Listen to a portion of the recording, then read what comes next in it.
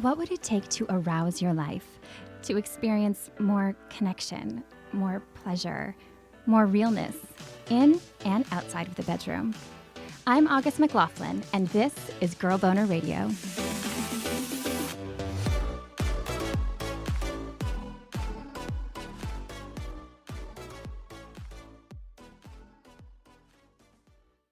Part of supporting a society in which sex is celebrated is also supporting the right to choose and the agency to have sex or to not have sex. At some point, I felt, burnt out. That's when I decided that I need to make a step back, to have some time for myself. I realized that I wanted a wedding so bad that I was willing to compromise on the partner. And I was like, well, that's silly. I can just do it myself.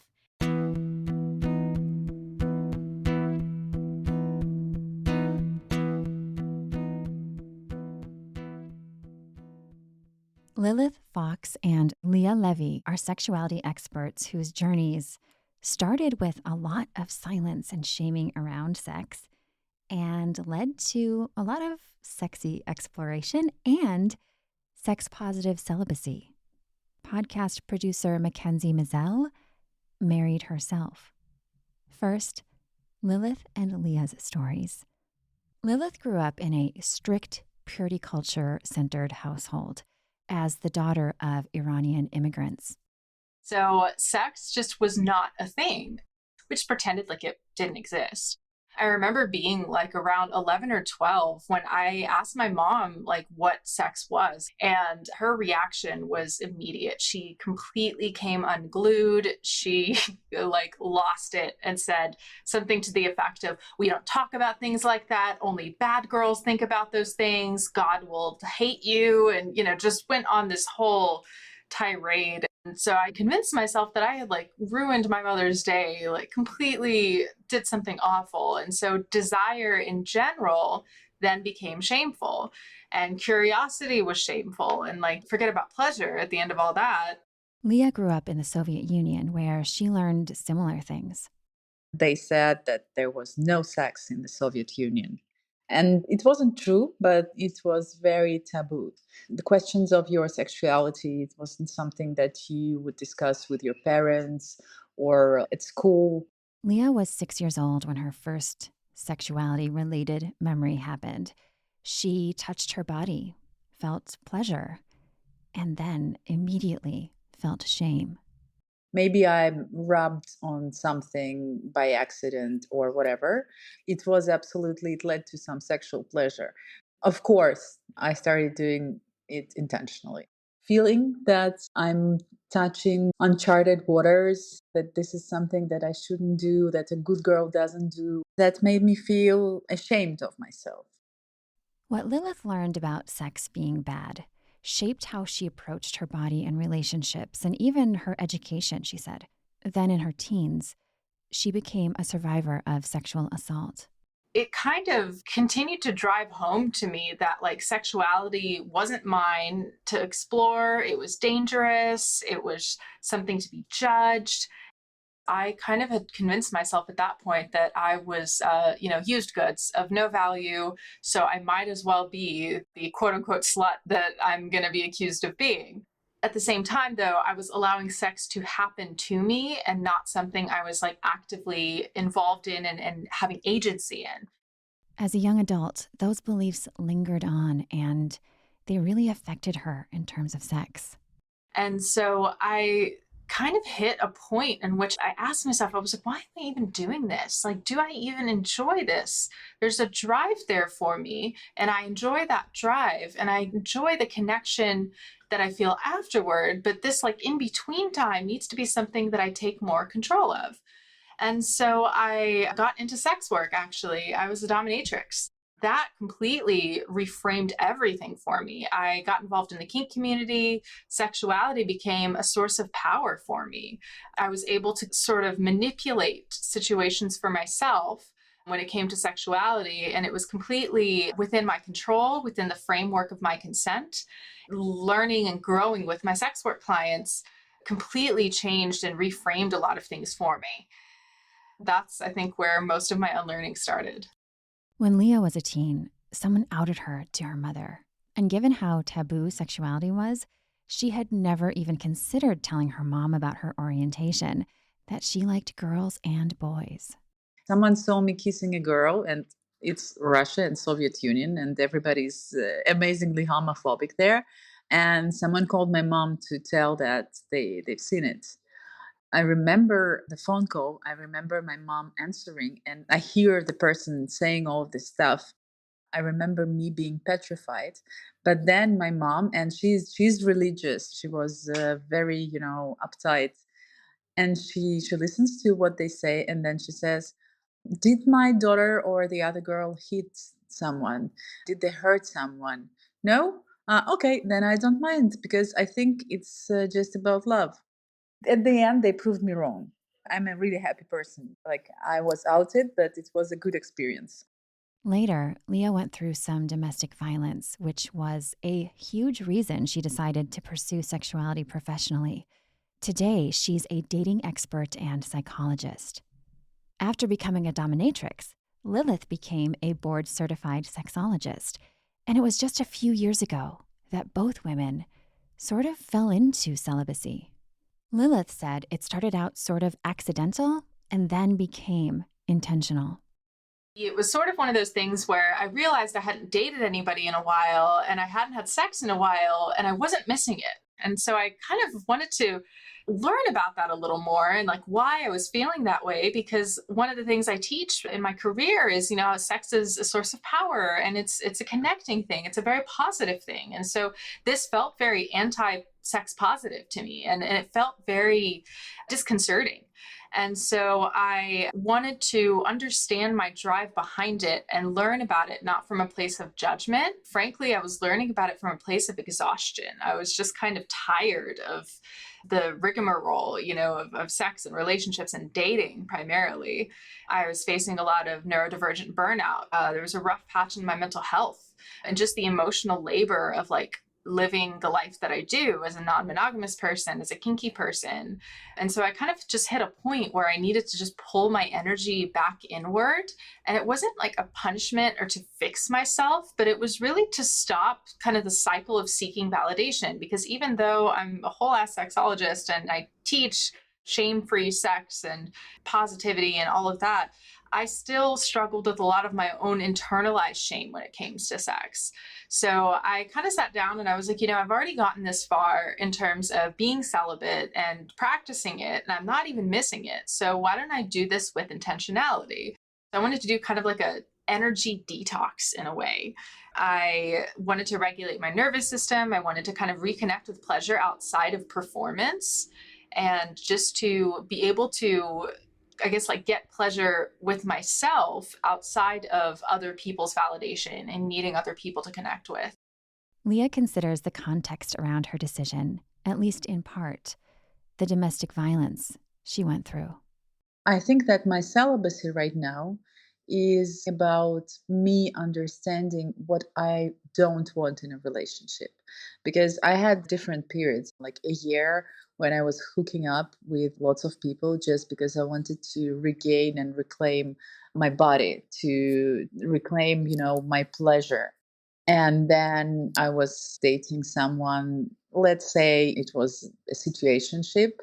It was also really cool and I enjoyed it. But time went by and I work a lot. I have a kid, I have 2 dogs, and the world is, isn't a great place right now. There are many issues all over the world, and especially where I live. At some point, I felt, burnt out. That's when I decided that I need to make a step back, to have some time for myself, and to look at myself and at everything, from another perspective. Burnout and self-reflection seem to be common threads in those who choose celibacy, and not for religious or sex-negative reasons. The dating app FLURE recently released a survey that showed that 43% of adults have tried celibacy, and 16% are open to it for things like self-improvement and mental health. Lilith only started identifying with the term celibacy recently, though her journey with it began about 3 years ago. She started hearing the term come up a lot in her sexology work. Clients actually came to me about celibacy, and they were kind of freaking out. They're like, I don't know if I'm asexual. What does this mean? And, I had to kind of ground them a bit and say, this doesn't have to mean anything. This is just a stage of your life that you're in. And I started to learn more about what they're doing in South Korea with the 4B movement. And it was in direct protest to misogyny and everything that was happening there. Women are taking control of their sexuality and choosing celibacy and no relationships. And so that's kind of carried over into the United States. So I started seeing a lot of my clients embody that. And that's when I started to decide, okay, this needs to be an intentional decision, because I also wanted to kind of have a case study of myself that I can learn about for my clients. The 4B movement she mentioned is considered a feminist movement. It's based on 4 no's from a Korean term, B, spelled B-I, that means no.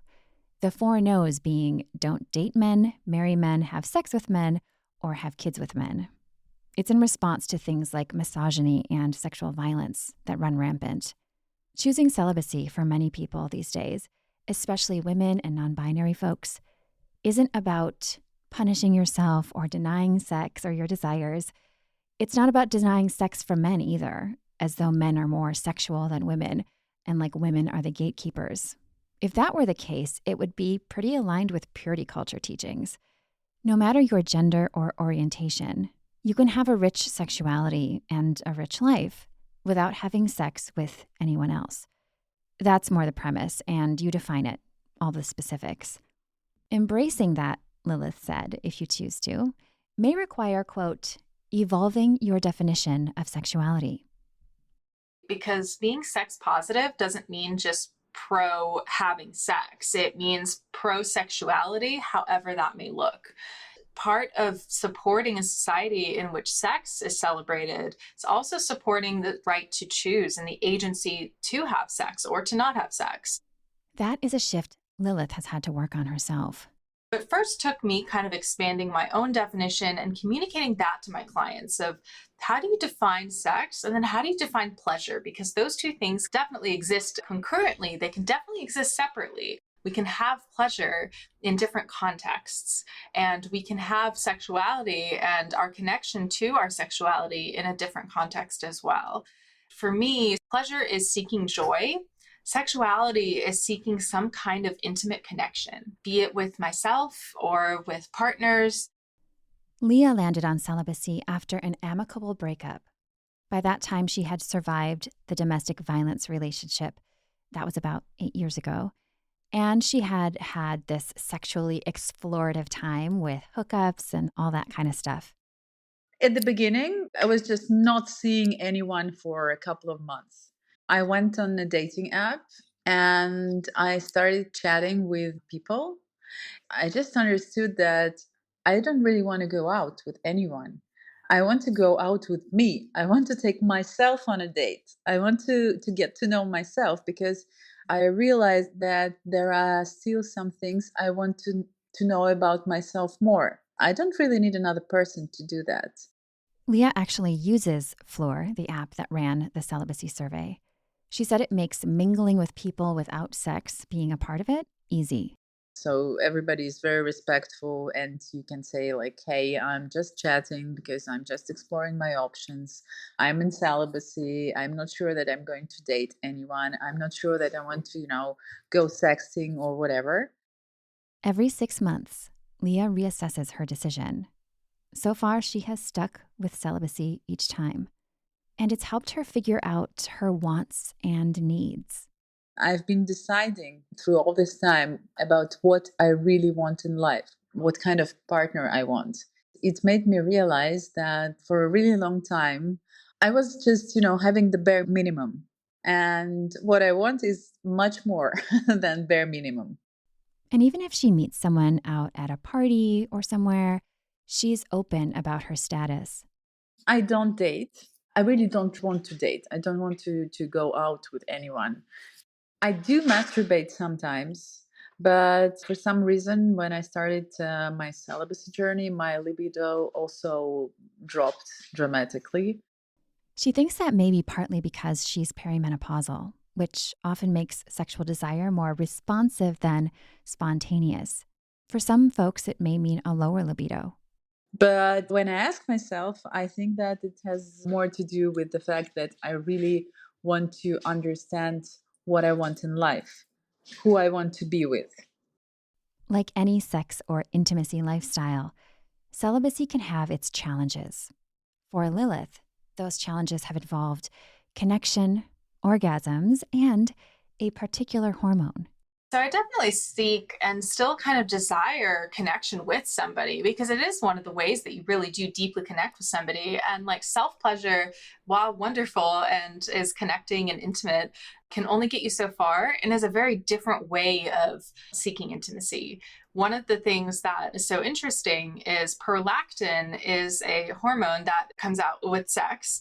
It happens with orgasm, but there's 400 times more of it when you have partnered sex than solo. So it's a very different sort of orgasm outcome. Prolactin is one of the reasons you probably feel a sense of well-being and contentment after orgasmic sex. So I've definitely had the challenge of wanting that different kind of connection and orgasm, primarily because being a sexologist, I look at the science of it. I'm like, oh, it's prolactin that I'm missing. And prolactin, it actually makes you feel sleepy. It makes you feel more connective. It's a bonding hormone, kind of like oxytocin, but not quite as strong. I wanted it felt like more of a fuller orgasm. And the challenge was missing that. Her celibacy has also shed light on some lingering shame. Sometimes, and even still, I struggle with this. There is a little bit of internalized shame with masturbation. Even the word masturbate comes from shame. That's why I try to use like self-pleasure and solo sex. But there's still that internalized, do I deserve this? Should I be doing this? And that's something I'm actively working through. The benefits of celibacy for Lilith have been pronounced. Dating is exhausting, and primarily dating whenever you are at the intersection of alternative sexualities like kink and non-monogamy just gets so much more complicated. It was really nice to not have to worry about that, frankly. Occasionally, anytime I need to remind myself whether I'm doing this for the right reasons, I just get back on a dating app for, I don't know, an hour. And then I'm like, okay, no, definitely doing this for the right reasons. This is exhausting. I don't want to deal with this. Also, I found that there is a better and stronger connection to myself and to my own pleasure because I'm responsible for it completely. I can't just use the cop out of sex to get that fix. And masturbation can only get you so far. So I have had to practice sort of what I preached when it comes to expanding definitions of pleasure and intimacy. And that's been a challenge, but it's also been a really fun challenge just to figure out what brings me pleasure and what brings me joy. So sort of a return to self in a way. Yeah. Is there an example of something that's brought you joy that you learned through this? Yeah, I really love taking a nap. Every day at 3:00 p.m., I'd take a 30-minute nap because in that time I would have probably been talking to a partner or working or something. I had to hunker down and really think about, okay, what brings me pleasure? What brings me joy? Let me try and nap and see if I enjoy that. So I took a nap and I'm like, wow, this is fantastic. Let me do this more. So it also gave me a lot of agency to try out different things. Getting ice cream, trying new sex toys, things that I had never considered before.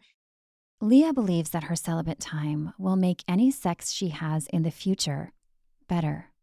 It should affect the sex I have in the future because when I think about not going for the bare minimum, I also think that I want to meet someone who will understand the pleasure, who will understand the body language, who will be able to listen to me and to tell me what they like. I'm picturing a very mindful partner for myself. So I think it should absolutely impact my sex life. If or when that happens isn't a concern for Leah. I'm not in a rush and I just want to take my time to understand, and I don't know how much time it's going to take. For Lilith, celibacy has already started to impact sex, which she now has every once in a while. I do have a partner who lives in the UK, so long distance, and we definitely do have sex whenever we get together, but it's very infrequent.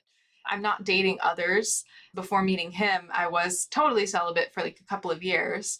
My definitions of pleasure and of seeking pleasure are so much more expanded. It's so much more intentional now because I'm not just having sex for the sake of having sex. When I do choose to have it, it's so much more meaningful. It's so much more intentional.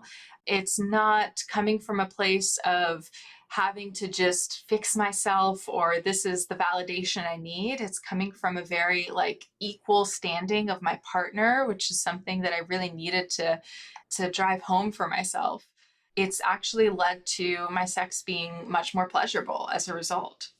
Although Leah feels that she has benefited and continues benefiting from celibacy, she said it's definitely not for everyone or at every stage of life.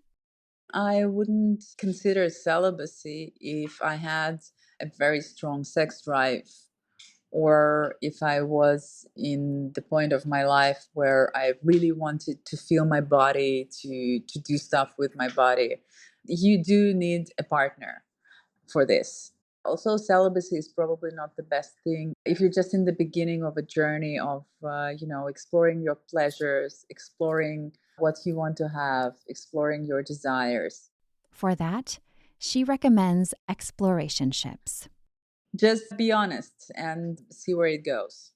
If you think you may go for it with celibacy, Lilith suggested keeping a few things in mind. If you're considering celibacy or even just slowing down sexually, it's not about deprivation. It's about discernment.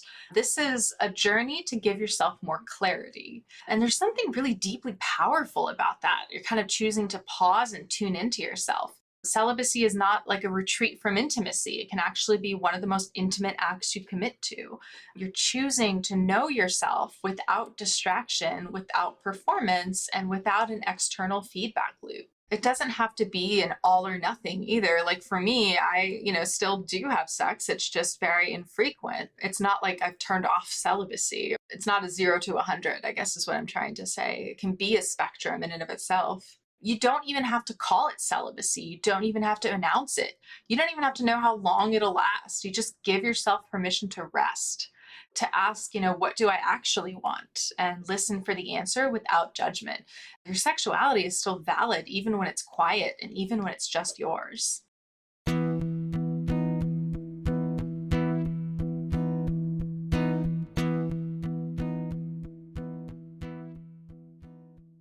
Did you know that sex toys can make orgasms last longer?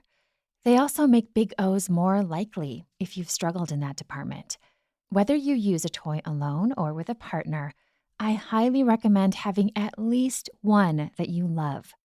If you want to stock up on toys or your favorite lube, or get a really fancy designer one, you can get free, always discreet shipping on orders over $75 at The Pleasure Chest.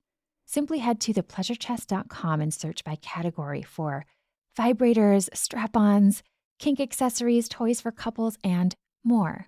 Basically, you can build your own pleasure chest by shopping at thepleasurechest.com.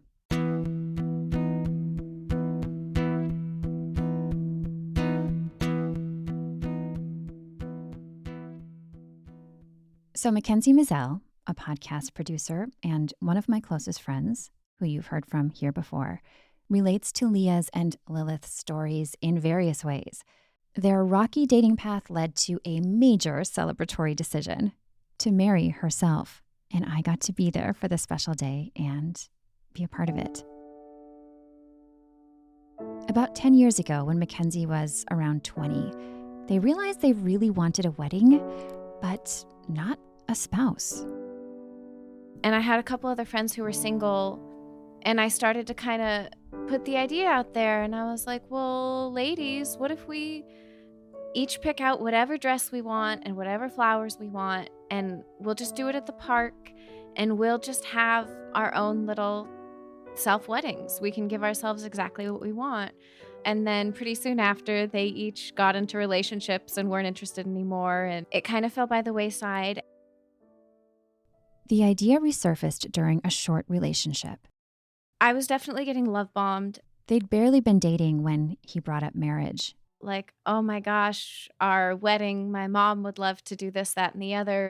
And it just made me realize that I still had this strong sense that I wanted a wedding. That relationship ended, but Makenzie's thoughts about a wedding, they kept on. I realized that I wanted a wedding so bad that I was like willing to compromise on the partner. And I was like, well, that's silly. I can just do it myself. And so I just decided I was going to just do it. I was going to have my own wedding and essentially get it out of my system.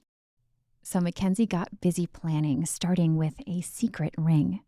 I bought myself this massive, what's the one that's fake diamond? CZ, I think. It looked like Hailey Bieber's engagement ring. And I'm anti-diamond, but I just had that sense that you kind of grow up with of like, ooh, I want a big flashy engagement ring. It was damaged, so I got it for like $10 on Etsy, but I secretly got myself this big ring.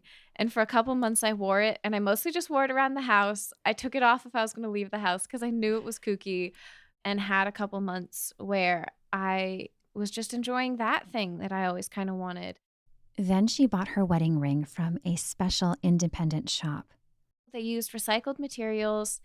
I just have a thing for rainbows. And so it is a series of teeny tiny little sapphire gems that all make a little rainbow.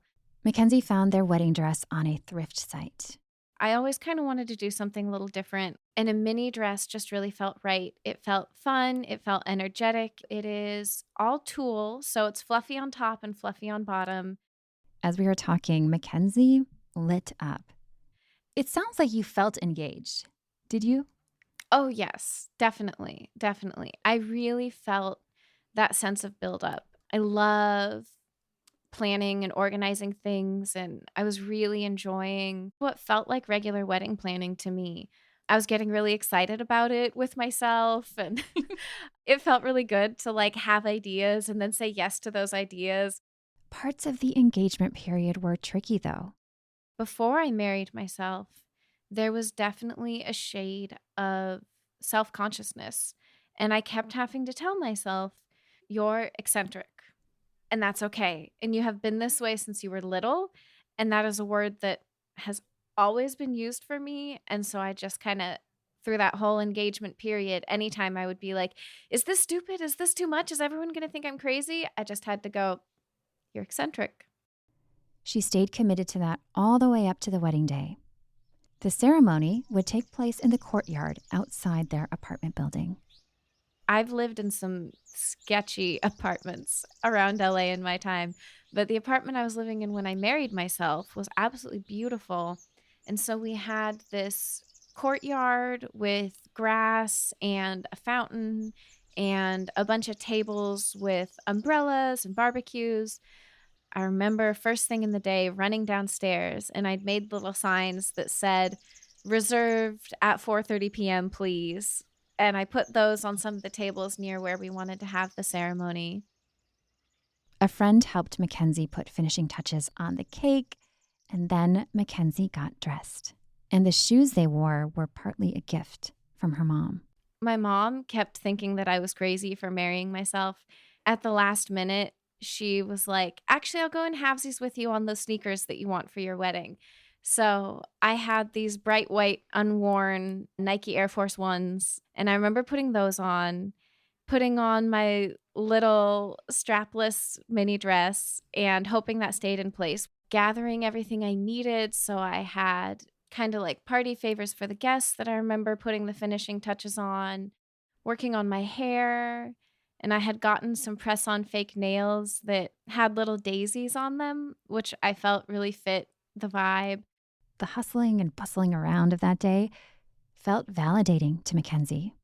I realized how legit it was because I had been at so many other weddings and been with so many friends when they got married, and it really felt the same. It was the same level of rushing around and making sure everything's perfect and getting photo ready and getting all the decor done and getting all the food done. And like somehow the fact that it was the same amount of stress as a quote unquote real wedding made it feel more real. with the caveat that I kept telling myself over and over again, the higher expectations you have, the more likely you are to be disappointed with the outcome. So I really tried to keep my dreams high, but my expectations low. And I think that really helped me from feeling negative stress that day. And I really felt more energetic and excited stress.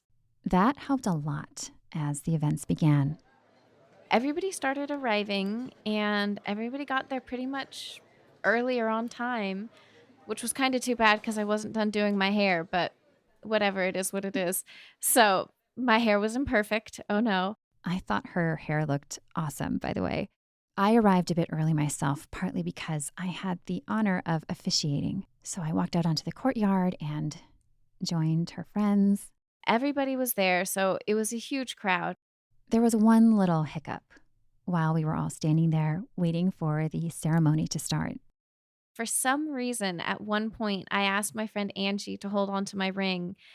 And then right as we were about to start, I realized that she had left with the ring. So I had to call her and have her rush back and give the ring back to me, but we got it back in time. You had like a self rom-com.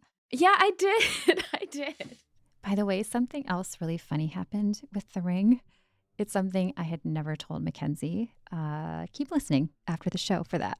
Anyway, once the ring was back, the ceremony started in front of this colorful archway Makenzie had made. We got everybody's attention and everybody was so sweet. They were so locked in. I definitely remember feeling nervous. Like, I remember feeling it in my body. I was legit wedding nervous. I remember being a little bit unsure of where to look because you're normally like looking at your partner.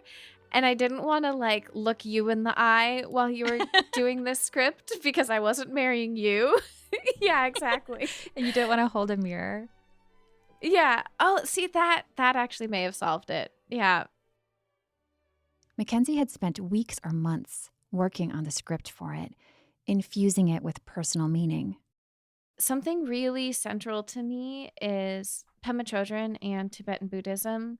Anyone who knows me knows that I have just an armful of mental health problems, depression specifically, trigger warning, lots of suicidal ideation. Tibetan Buddhism, specifically the way that Pema Chodron teaches it, it really saved me, genuinely at my lowest, by teaching me to love myself. You don't have to turn to any outside person or outside God for this. It's all internal, and it's all about cultivating a love for yourself. And if you can truly love yourself, you can truly love others and love the world.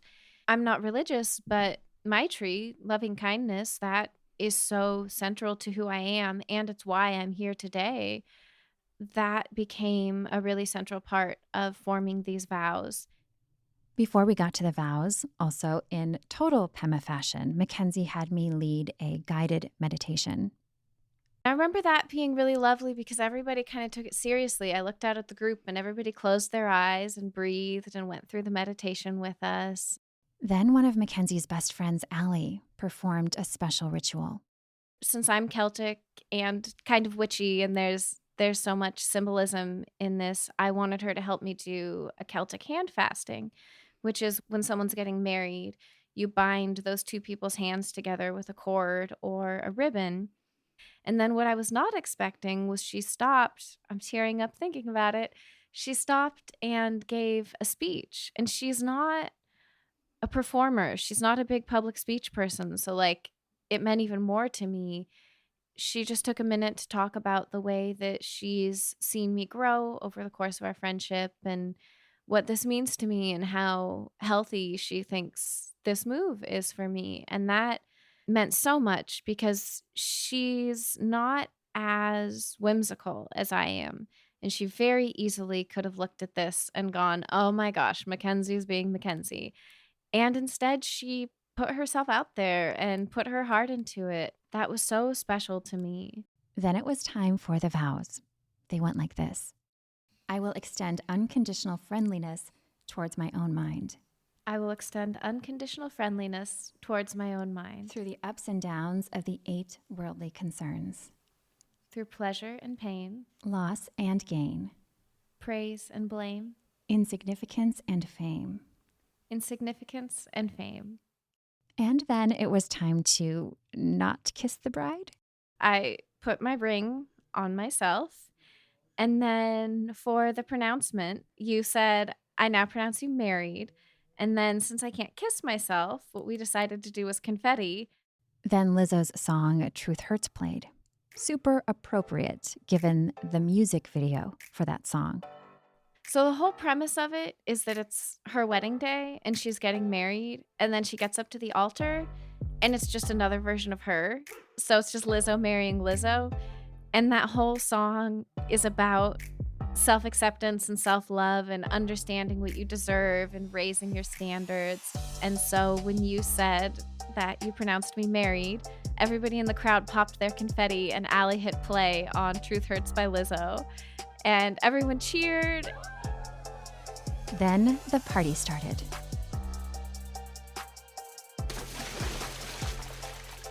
Of course, in Makenzie fashion, I had to jump in the pool in my wedding dress, not with my nice new sneakers on, don't worry. I, of course, took a piece of wedding cake and smashed it in my own face. Everybody brought food, and we just ate and laughed and talked and listened to music.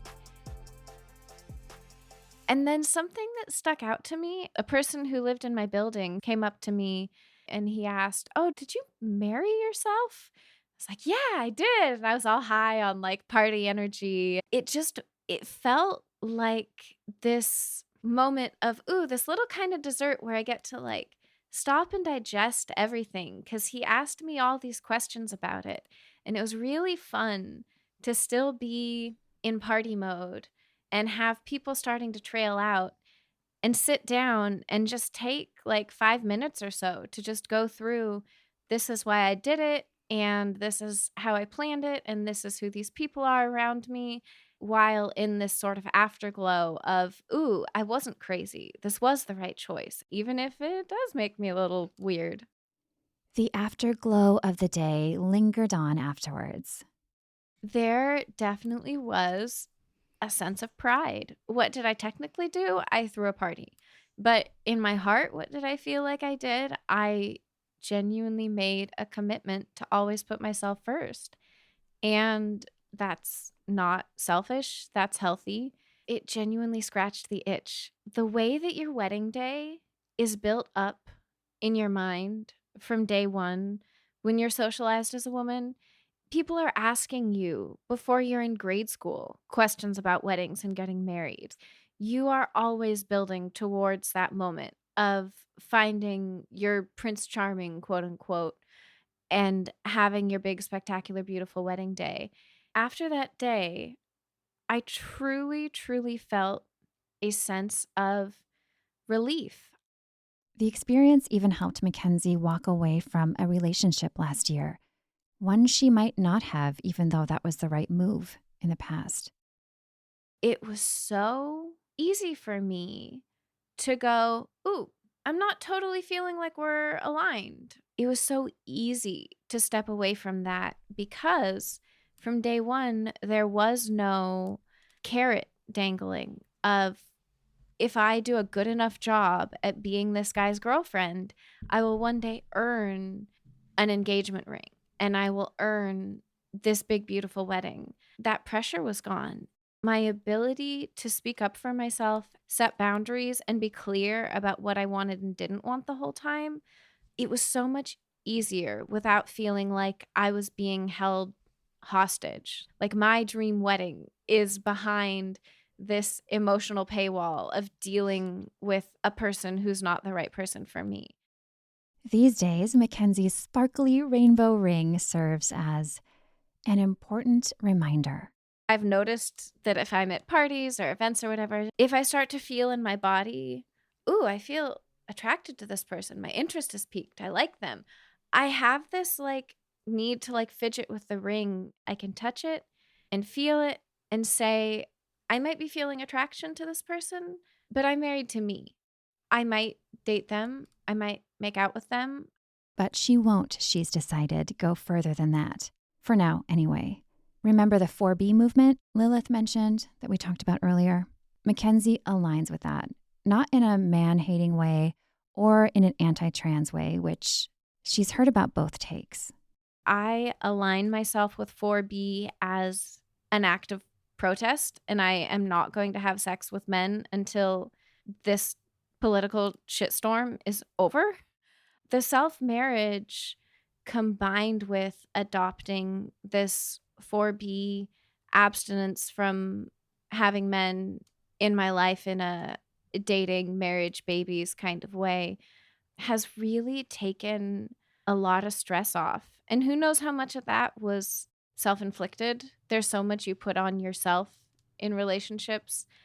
When you redefine what the goal is, it's a lot easier to be happy.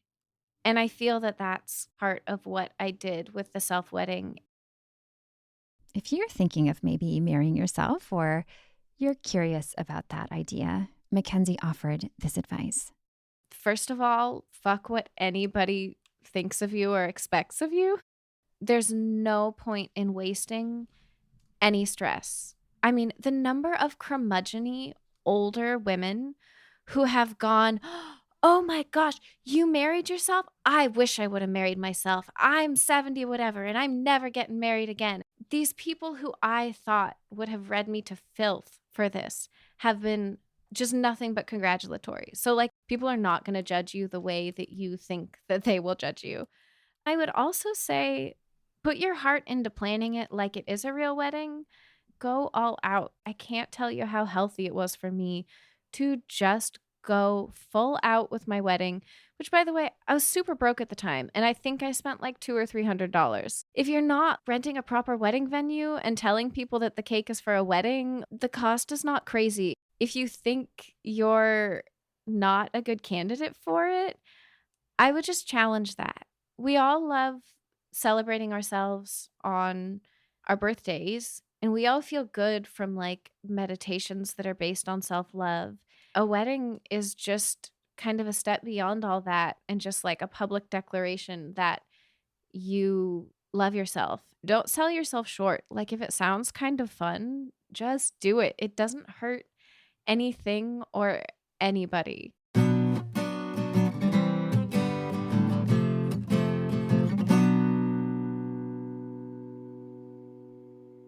Learn more about this episode's storytellers at the links in the show notes. Here's what Lilith Foxx wanted you to know about her sexology work. My work lives at the intersection of sexuality, neurodivergence, kink, disability, and cultural identity. As a board-certified sexologist and educator, I teach from my lived experience as much as my professional training, and that includes the quiet seasons like celibacy. My goal is to create inclusive and affirming spaces for people to explore desire and boundaries and communication and identity sort of at their own pace. And that's whether they're a high libido person that has sex all the time or they're an asexual person and everybody in between. Leah didn't share anything to promote, but she does recommend checking out that FLURE app. And Makenzie asked that instead of checking out her site, that you take a stand in some way to help shift our political climate. Please just take that energy and instead put it into calling your representative or signing a petition online. Get loud and get active, please, because things are really hard right now, but it's not too late yet.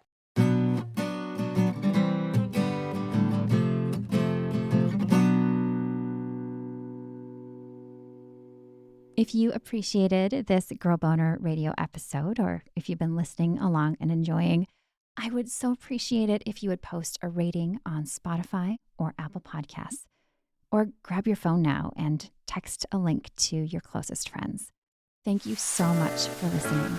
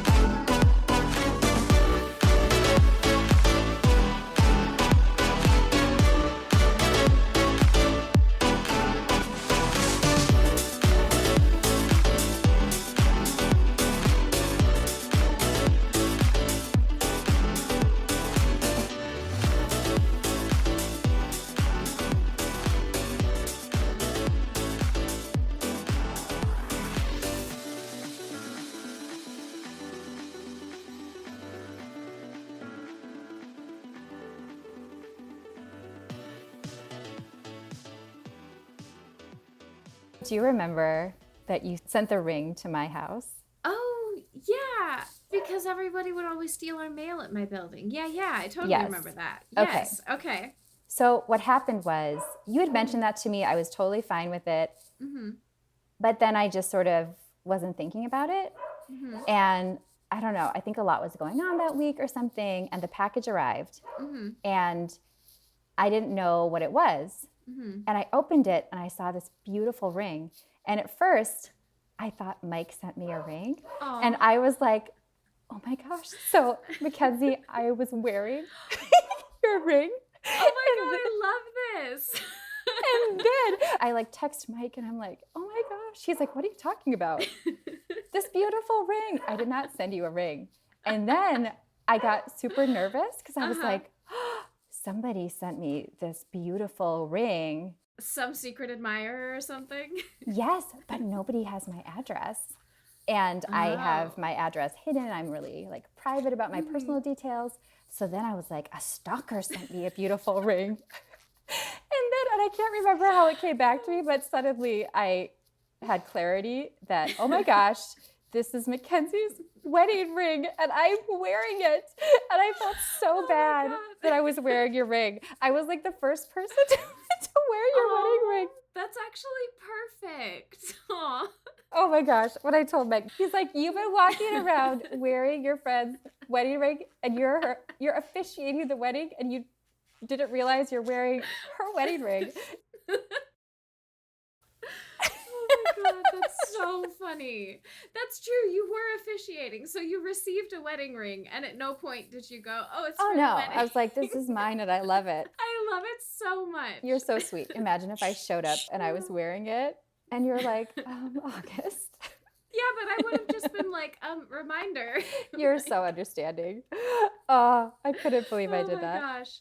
I never saw that movie Love Actually until recently. It just makes me think of that part where like the husband buys the ring for the mistress and then the wife finds it and thinks it's for her and like so much It could have drama. been even more drama. I mean, if I hadn't realized, who knows what would have happened. I'm glad we're all just a bunch of good-natured people, so it was all laughs and no drama. That's so funny that you were like, a stalker sent me a ring. It's either a beautiful gift or it's a stalker. There's nowhere in between. No. Oh my gosh, I love it so much.